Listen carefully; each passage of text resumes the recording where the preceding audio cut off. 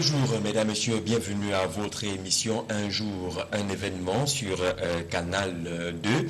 L'Afrique vient de célébrer ses cinquantenaires d'indépendance. La plupart des États africains, de l'Afrique francophone en majorité, au moment où on traverse justement cette époque-là, une vision rétrospective est jetée sur ces 50 ans d'indépendance, une vision qui peut se résumer en une question: que célébrait-on en ce moment-là? La date ou 50 ans d'indépendance?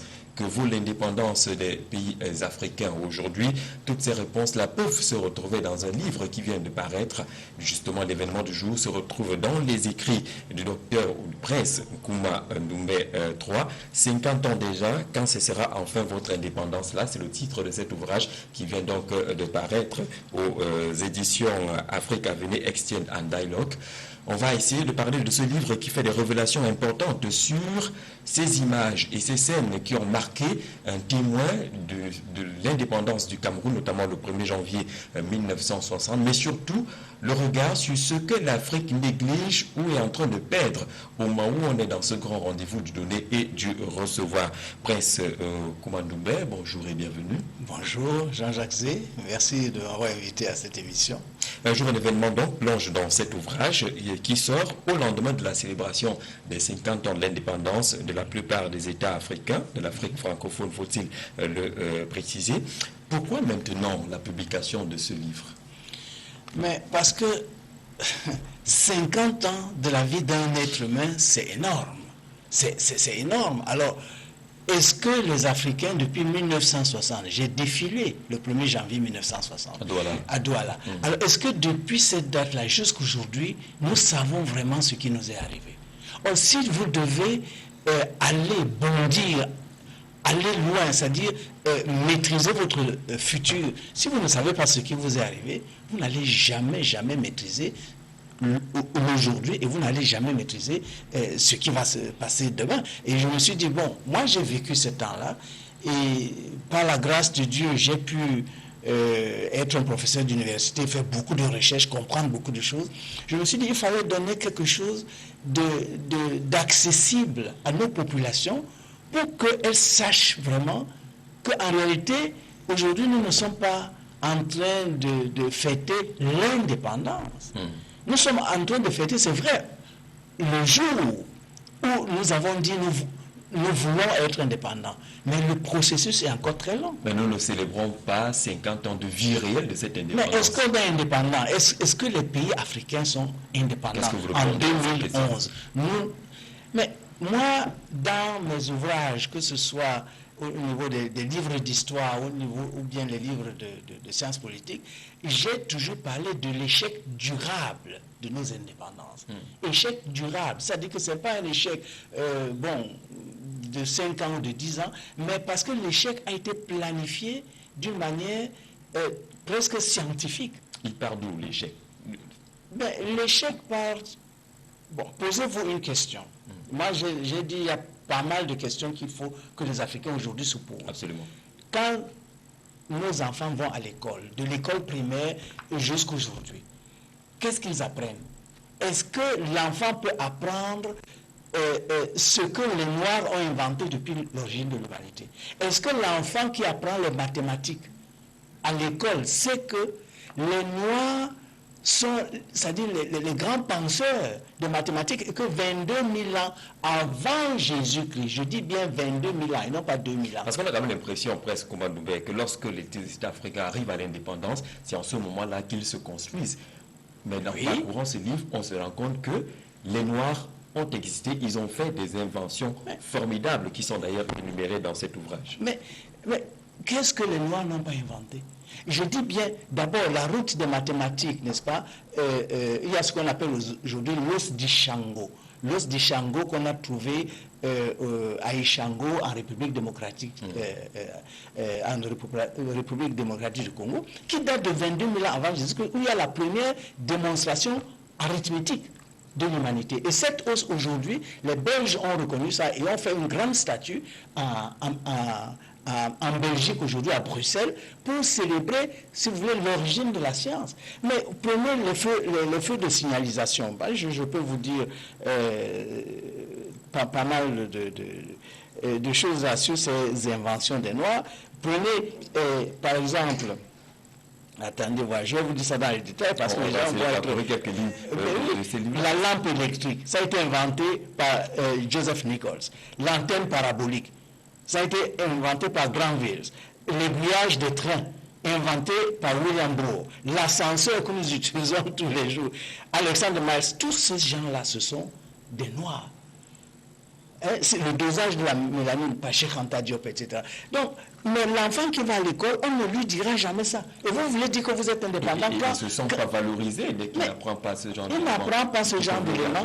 Il n'apprend pas parce que le système fait que jusqu'aujourd'hui, en 2011, 80% des livres scolaires que le petit Cameroun utilise à l'école viennent de l'extérieur, de l'étranger. Vous croyez que les étrangers ont intérêt à ce que vos enfants sachent qu'ils sont l'origine de la science dans le monde? Ils n'ont pas cet intérêt-là. Donc, c'est ça, pour ça que je dis que, attention, c'est vrai qu'on célèbre l'indépendance, mais il faut aller maintenant beaucoup plus loin. Quand vous prenez, je ne sais pas moi, moi je dis que vraiment, vous savez, nous avons des questions fondamentales à poser. Des questions à poser.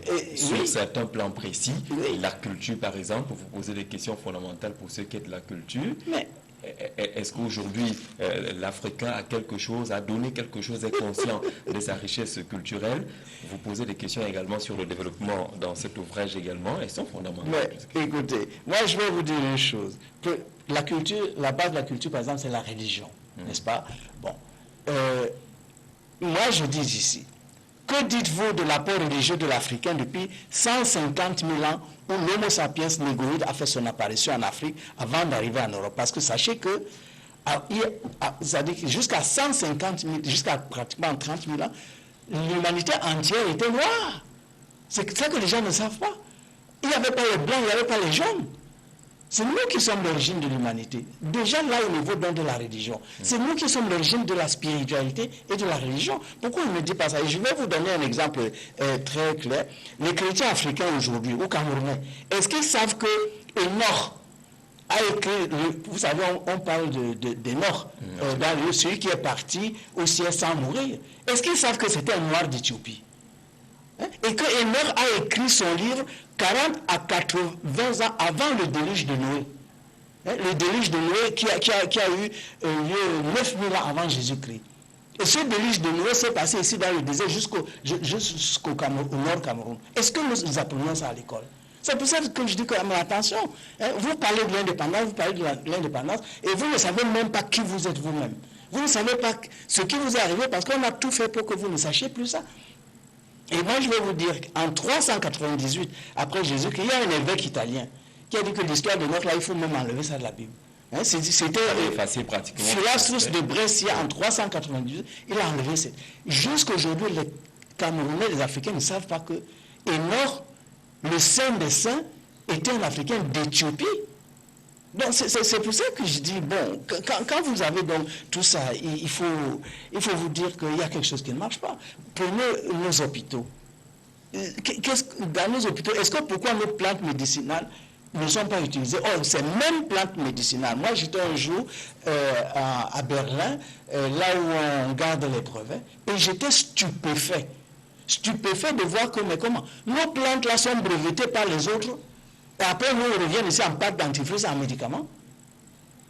Le Cameroun est le pays pratiquement qui a les 3/4 des plantes médicinales qui existent dans le monde. Je dis bien les 3/4, vous vous rendez compte? Où sont nos laboratoires ici c'est que nous devrions être le centre du monde de la transformation des plantes médicinales. Donc quand vous dites que vous êtes indépendant et que vos pharmaciens ne savent même pas ça, où est l'indépendance? Et que vos pharmaciens ou vos médecins sont là pour prescrire des médicaments qui doivent être achetés de l'extérieur. Alors que tous ces médicaments-là partent bien de chez nous. Docteur Koumandoumbe, lorsque vous faites ces révélations, vous vous rendez compte que l'Afrique, pendant longtemps, a fermé les yeux, croisé les bras. C'est dû à quoi? Est-ce que c'est dû à la force du colonialiste ou alors aux complicités des dirigeants africains qui ont conduit justement au résultat que vous suivez? Vous voyez, Jean-Jacques, quand vous avez maîtrisé le mental de quelqu'un, quand vous avez dompté son mental, vous l'avez fini. Absolument. Et c'est pas là. On a dompté notre mental. On a dompté notre mental par l'école coloniale. On a dompté notre mental par la religion qui est importée. On a dompté notre mental, c'est-à-dire par tous nos gestes quotidiens. Hein? C'est-à-dire qu'aujourd'hui, vous apprenez, je suis professeur d'histoire, de sciences politiques, tout ce que vous voulez, d'études germaniques, mais quand vous voyez ce qu'on apprend dans nos universités, vous vous posez la question, mais est-ce que c'est pour appliquer ici ou bien pour aller appliquer en Europe? Non, on n'a pas besoin de gens qui sont brevetés, c'est-à-dire qui ont des diplômes pour aller travailler en Europe. On a besoin de gens qui ont des diplômes pour travailler ici. Ça veut dire qu'il faut qu'à l'école, depuis l'école primaire jusqu'à l'université, jusqu'à son doctorat, il faut que ce soit son environnement qu'il maîtrise et non pas l'environnement des autres. J'ai toujours dit à mes étudiants à l'université de Yaoundé que le jour où on va mettre ici à Douala un grand bateau, vous dites que vous, les jeunes diplômés là, qui veut partir? Il y aura des morts au port de Douala pour accéder au bateau. Pour accéder au bateau. Parce que la formation est toute, c'est-à-dire une formation qui est extravertie, tournée vers l'extérieur. Nous avons besoin de former des gens qui vont maîtriser les problèmes de ce pays. Bon, et comme me comprennent pas mal, hein, je suis un être ouvert au monde. J'utilise, c'est le français que je parle, c'est pas ma langue. Ma langue c'est le Douala. La beauté est au Douala, donc, je maîtrise ma langue, mais je maîtrise aussi leur langue. Je maîtrise l'allemand. J'ai écrit 13 livres en langue allemande. Donc, je ne suis pas en train de dire qu'il ne faut pas maîtriser ça. Mais je dis que maîtrise d'abord qui tu es toi-même. Maîtrise d'abord ton environnement. Maîtrise d'abord les solutions qui vont permettre à ce que dans le monde et dans ton pays, tu peux vraiment dire j'ai fait quelque chose pour que l'humanité avance. Quand ce sera enfin votre indépendance-là, vous larguez comme ça avec 3 points d'interrogation. Colette va peut-être nous faire un gros plan sur ce titre-là. Oui. Vous renvoyez cette indépendance à qui? Il s'agit de qui lorsque vous... Mais ça, ce n'est pas notre indépendance. Là. Je me rappelle encore quand le général de Gaulle a dit l'indépendance à qui la voudra. C'est-à-dire que quand il a vu le fameux nom de Sékou Touré, quand Sékou Touré a dit non, moi je ne veux pas ce genre d'indépendance-là, hein, c'est-à-dire dans l'Union française, si c'est l'indépendance, je préfère avoir une vraie indépendance. Il a dit l'indépendance à qui la voudra. Et qu'est-ce qu'on a fait? Hein? Parce qu'il est grand temps, après 50 ans, qu'on se dise les vérités en face. On a tué tous ceux qui voulaient l'indépendance, surtout dans les pays francophones. La dignité de l'Afrique. La dignité de l'Afrique et la vraie indépendance. On les a assassinés, on les a éliminés. Ils sont devenus ce qu'on appelle des maquisards, des malfrats.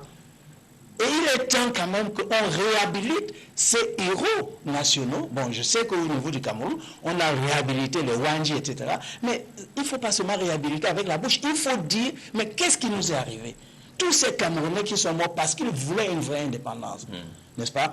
Il faut qu'on dise, moi en 1960, j'étais au lycée, enfin au collège Alfred Sacker. Et je traversais le pont pour rentrer à Bonabéry. Quand j'ai vu donc toutes ces fumées qui venaient de Newbel, bon, en tant que jeune élève, là, est-ce que je comprenais ce que... Je savais que seulement que ça n'allait pas. Le scandale du quartier Congo. Le scandale du quartier Congo, est-ce qu'on apprend ça dans les écoles aujourd'hui? Donc c'est pour ça que je dis que cette indépendance-là, ce n'est pas la nôtre. Nous avons besoin d'une vraie indépendance. Et comment peut-elle cesser? Parce que vous posez des questions fondamentales en 2011. Est-ce qu'on peut arrêter cette forme d'indépendance-là? Il faut l'arrêter, c'est urgent. Le gaspillage a été... faire? Mais il faut d'abord que le jeune Camerounais, le jeune Africain, sache d'abord ce qu'il a donné à l'humanité entière. Non, je vous dis, le peu que je vous ai dit là, on ne sait pas. Il faut d'abord savoir. Il faut restituer la mémoire. Restituer la mémoire. Et une fois que tu as restitué la mémoire, tu fais à ce que cet enfant-là devienne quelqu'un qui est sûr de lui-même et qui est capable de sauter. Alors, moi, je dis que, vous voyez, j'en ai ras-le-bol de cette indépendance-là. Vraiment, j'en ai ras-le-bol. Parce qu'on nous dit, aujourd'hui, c'est l'ajustement structurel. Après, on dit, non, maintenant, c'est la décentralisation. Après, on dit encore, maintenant, c'est la démocratie. Mais dis donc, c'est les autres qui doivent nous dire ce qu'il faut chez nous. On n'a pas de génie. Nous avons prouvé à l'humanité depuis l'origine que nous avons beaucoup de génie. Et moi, c'est pour ça que je dis que la question fondamentale aujourd'hui, en 2011, ce n'est pas qu'on nous dise que le Cameroun, c'est un pays démocratique, le Congo, c'est un pays démocratique. Ce n'est pas ça. Ce qui est important pour nous aujourd'hui, c'est que les richesses que Dieu a données à nos pays, et Dieu n'est pas fou. Pourquoi Dieu a mis toutes ces richesses-là en Afrique? Le sol, le sous-sol, pourquoi nous avons toutes ces richesses-là? Donc la question fondamentale aujourd'hui, c'est que nous voulons que les Africains eux-mêmes soient les maîtres de leurs ressources et utilisent ces ressources-là pour les Africains. Ça ne veut pas dire qu'on va fermer la porte aux autres au niveau de la coopération, mais on en a ras-le-bol que c'est les autres qui viennent prendre chez nous, ils viennent tout prendre, et puis nous on est là pauvres, on les regarde prendre. Alors nous, que pouvons-nous faire? Est-ce qu'on a la force? Vous citez l'échec de 1963 à Addis Abeba, où on attendait la création pratiquement des États-Unis d'Afrique. Voilà. On se rend compte que certains chefs d'État sont d'abord partis faire allégeance au général de Gaulle avant d'aller à cette rencontre-là. En 1963. Vous savez, il y a des images qui restent. J'étais à Munich, parce que moi j'ai fait mon lycée en Allemagne. Et je me rappelle très bien, je voyais dans les journaux qu'on dit... à l'époque, c'était l'époque de Haïlé Sélassié, l'empereur Haïlé Sélassié d'Éthiopie. Donc, il essayait de rassembler tous ces Africains-là. Et puis, dans le journal, je vois que les gens des pays francophones, là, ils font le voyage, ils vont d'abord à Paris. Sédar Senghor, Houphouët-Boigny. Oui, à Bandoaï, ils vont d'abord à Paris. Et moi, ce qui me... Je vois, vous savez, le Jean de Gaulle était grand. Il était toujours au milieu. Et puis, tous ces... petits Africains. Les Africains, là, à gauche et à droite. Bon. Et rien que cette image-là. Après, ils vont à Addis Abeba. Après Addis Abeba, je revois encore la même photo, une autre photo comme ça. Pendant que les Kwame Nkrumah sont partis de chez eux pour Addis Abeba. Voilà, Nkrumah part chez lui directement, il rentre, c'est couturé. Alors, c'est normal. De Gaulle ne pouvait pas accepter l'Union africaine. Or, c'est ça la clé. Les pères des indépendances, à l'époque, avaient déjà dit l'Afrique, il faut qu'elle ne sera jamais indépendante si elle n'est pas unie. Et moi, aujourd'hui, en 2011, en tant que citoyen camerounais et africain, je dis que vraiment, j'invite nos chefs d'État à créer un ministère chargé de l'unification de l'Afrique et de l'intégration nationale. Ce ministère, vraiment, je le souhaite de tout cœur. Ce n'est pas seulement un vœu. C'est possible. C'est-à-dire un ministère qui va voir comment, tous les jours, comment est-ce que nous pouvons arriver à l'unification de l'Afrique et à l'intégration nationale? Je vais vous dire pourquoi. Je me rappelle quand je faisais mes recherches sur la politique africaine de l'Allemagne, j'ai travaillé aux archives d'un ministère qui était seulement chargé de l'unification des deux Allemagnes. Et vous avez vu en 89, brusquement, on ne comprend pas comment l'Allemagne a pu être unifiée sans que le sang coule. Mais il y avait un ministère qui était chargé uniquement des questions inter-allemandes, de l'unification de l'Allemagne. Et j'ai dit qu'aujourd'hui en Afrique, nous avons besoin dans chaque pays d'un ministère chargé de l'unification de l'Afrique et de l'intégration régionale. Parce que c'est ça, vous le Cameroun, vous pouvez faire quoi quand l'Union européenne décide telle chose? Vous avez quel pouvoir? Vous en tant que Cameroun, ou bien les Gabonais, ils ont quel pouvoir? Mais c'est uni que nous pouvons affirmer ce... Mais regardez quand même. Mais la reconquête ne va pas être facile, Prince. On a tout perdu pratiquement. Vous citez dans le livre, en faisant une sorte de retour sur l'économie camerounaise, par exemple, le Cameroun avait eu sa propre monnaie, qu'on appelait le CROU. Une monnaie qu'on a perdue pratiquement depuis 1894. Aujourd'hui, on n'en reparle plus.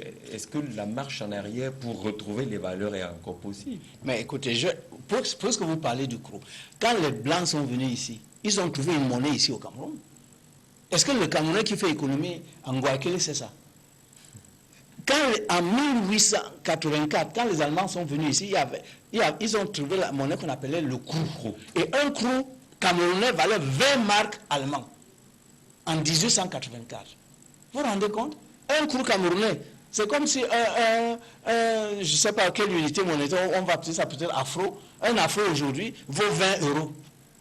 C'était ça, c'est ça qui était avant la colonisation, n'est-ce pas? Bon, et malheureusement, ça a été, la monnaie a été supprimée en 1894. En 1894, les Allemands ont dit, bon, il n'y a plus de monnaie camerounaise, c'est seulement la monnaie allemande. Et c'est depuis donc 1894 que nous sommes sous le règne des monnaies étrangères. Hein, les gens ne savent pas que le fameux franc CFA que nous utilisons, c'est pas notre monnaie. Hein. Au début, c'était le CFA, c'était Colonie française d'Afrique. Et je suis étonné que jusqu'à présent, on change seulement la dénomination de ce CFA-là, mais le sigle reste. Donc, nous avons besoin de notre propre monnaie, parce que si vous n'avez pas de souveraineté monétaire, vous allez faire quoi? Comment vous pouvez gérer vos économies?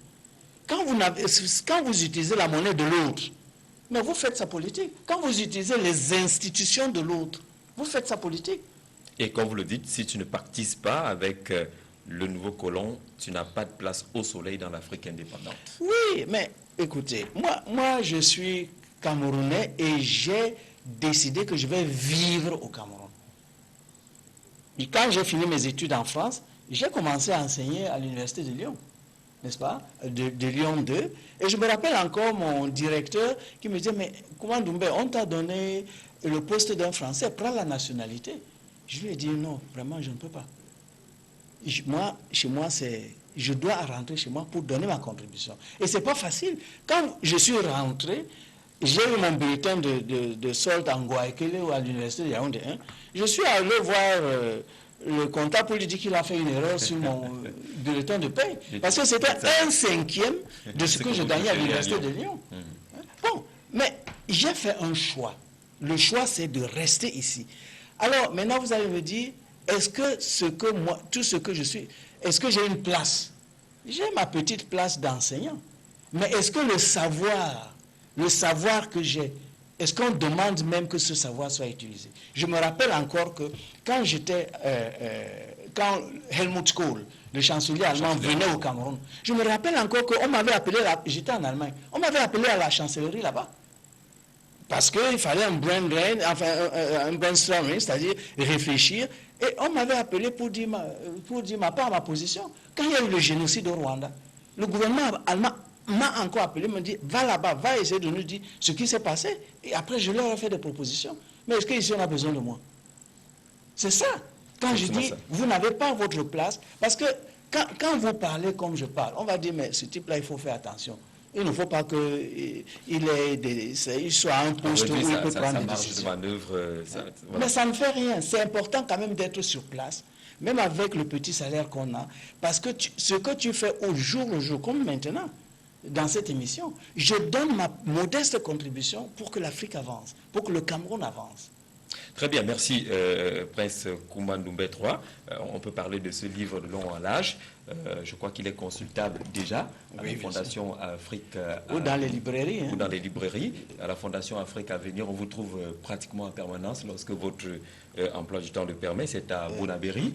Et là-bas, les Camerounais découvriront justement toute la panoplie d'ouvrages que vous avez déjà publiés. C'est énorme, que ce soit en français ou en allemand. On trouve ces ouvrages-là. Ou en douala.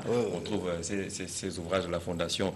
Certains vous appellent déjà une bibliothèque vivante. Ah non, ça c'est exagéré. Nous avons une bibliothèque Cheikh Anta Diop que nous avons mis en place à la Fondation à Bonabéry et où nous avons plus de 7000 livres, mais de référence, c'est-à-dire 7000 livres où un Africain a besoin de ces livres. Nous avons plus de 215 livres en 81 langues camerounaises. 81 langues camerounaises. 81 langues camerounaises. Nous n'avons pas seulement des livres en français et en anglais, mais au moins on a des livres où on se dit que quand un Africain, d'abord quand les gens viennent, ils se disent mais comment vous avez fait pour collectionner tout ça? Mais c'est là. Et ce qui est marrant, c'est que c'est les Européens qui prennent l'avion. Ils viennent là pendant 3 mois, 6 mois. On a formé plus de 54 étudiants européens. Donc moi j'invite les Camerounais à venir découvrir cette bibliothèque et à l'utiliser. Nous allons le 7 avril, nous allons ouvrir la bibliothèque jeunesse. Parce qu'il fallait aussi une bibliothèque jeunesse, mais pas n'importe quel livre, mais des livres où un enfant africain regarde et il se reconnaît dans ces livres-là. Donc nous avons essayé de collectionner à peu près 800 livres, maintenant pour les jeunes uniquement, et à partir de 7 juillet, nous vous inviterons d'abord pour l'ouverture de cette bibliothèque jeunesse-là. 50 ans déjà, quand ce sera enfin votre indépendance, c'était le livre au cœur de Un jour, un événement, c'est à parcourir pour avoir une idée des choses qui sont dites. Pour avoir une place en Afrique, il fallait obligatoirement coucher avec les traîtres. On peut citer quelques